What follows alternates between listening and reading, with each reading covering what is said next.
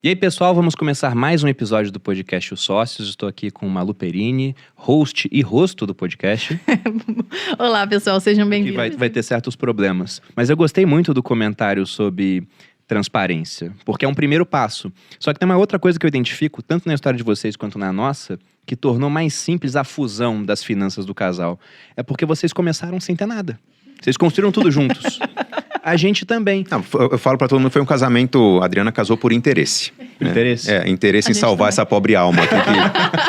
Que eu não sabia o que ia fazer da vida quando eu conheci ela. Eu era professor de inglês, tinha largado a engenharia, estava começando administração pública, talvez pensando em fazer um concurso público, mas eu falei, cara, não gosto de nada, não sei exatamente o que eu vou fazer. Então, E finanças não era a tua área, por mais que você estivesse trabalhando com aquilo durante um tempão. né, então, o interesse em salvar essa pobre alma fez com que a gente crescesse juntos aqui. E toda a conversa, toda a grande decisão, na verdade, eu tive dois grandes mentores na minha vida. Né? Se eu vou por um caminho para outro, com quem que eu converso? Era com meu pai, que já faleceu, e com a Adri. Então, às vezes eu até sobrecarrego ela um pouco, porque a vida hoje em dia, né, com redes sociais, convite para todo lado, faço, não faço, vou, não vou, aceito, não aceito, é diário essa reflexão com ela. Então, ela é minha grande mentora. Né? Ela sempre traz um ponto de vista muito diferente do que eu estou tendo num momento de expectativa, de ansiedade.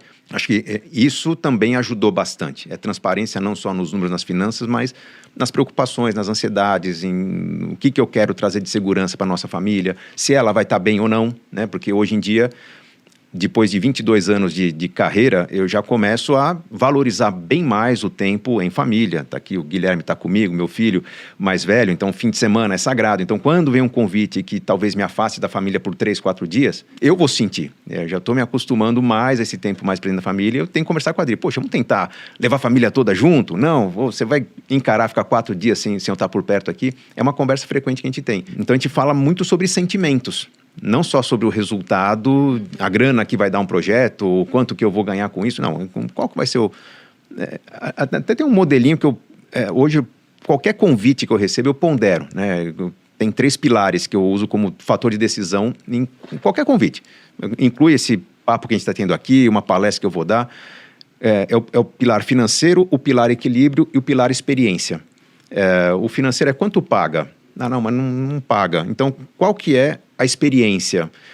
Além da experiência, vai afetar o equilíbrio que eu tenho? Eu vou fazer meus filhos faltarem na escola, eu vou perder uma celebração em família. Então, eu sempre olho esses 3 aspectos. Então, eu aceito trabalhos que não remuneram, porque a experiência e o equilíbrio é sensacional. Eu aceito trabalho que desequilibra um pouco, mas porque paga muito bem. Então, eu uso sempre esses 3 elementos e os 3 são assinados embaixo pela Adriana. Diariamente. Eu acho que a gente vai ver bastante isso aqui também. No podcast, porque, por exemplo, tem muitas coisas que, sei lá, vou investir numa empresa. Como aconteceu, dando um exemplo o mais próximo aí, em termos cronológicos, a gente investiu e pegou parte do Biscoint, que é uma corretora de criptomoedas. Eu avalio o negócio, é um nicho que eu estudo profundamente, que eu conheço, mas eu não falei, vou investir antes de apresentar os sócios para a Malu. Porque eu acho que ela é muito melhor do que eu na hora de avaliar pessoas. É aquilo que você falou de 2 cabeças pensando melhor do que uma. Eu tenho uma frase que eu repito aqui no podcast, praticamente todo episódio, que é de que o conhecimento está disperso pela sociedade, né? O mundo é tão complexo que, por melhor que seja a sua cabeça, você tem certas respostas e a Adriana vai ter outras. Então é muito melhor somar as inteligências. E aí eu sei que a Malu é muito melhor do que eu em uma série de coisas. E uma dessas coisas é avaliar pessoas. Ela pode até não saber por que ela não gosta de alguém, mas o motivo vai aparecer depois.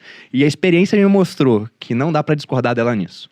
Então se ela fala assim, nossa, não sei lá, tô desconfiado com fulano, não faço negócio. Mas o cara não sei o que, bilionário, bababá. Não vou fazer, porque eu não duvido do talento da Malu pra isso. De fato. É aquele sexto sentido feminino, né? Eu não sei se é isso, sei lá, né? Tem um livro que eu gosto muito, que é do Malcolm Gladwell, que é chamado Blink, né? Que seria Decisões em um Piscar de Olhos, que é um autor que eu gosto muito, acho fantástica a obra dele. E no Blink, por exemplo, ele fala de um bombeiro. Ele dá vários exemplos, mas esse é bem marcante. De um bombeiro que entrou em uma casa em chamas, entrou com a equipe dele, e parecia um incêndio normal, assim, entre aspas, né? Controlável. Era fogo na cozinha. E não era um fogo que parecia difícil de apagar. Só que o pessoal começou a tentar apagar, não apagava, aí do nada deu um estalo nele e ele falou, todo mundo sai da casa. Aí assim que eles saíram, a casa desabou, porque o fogo não era na cozinha, era no porão e já tinha queimado e tava tão alto, tava pegando a cozinha. Aí quando perguntaram pra ele, ele começou a tentar racionalizar a decisão.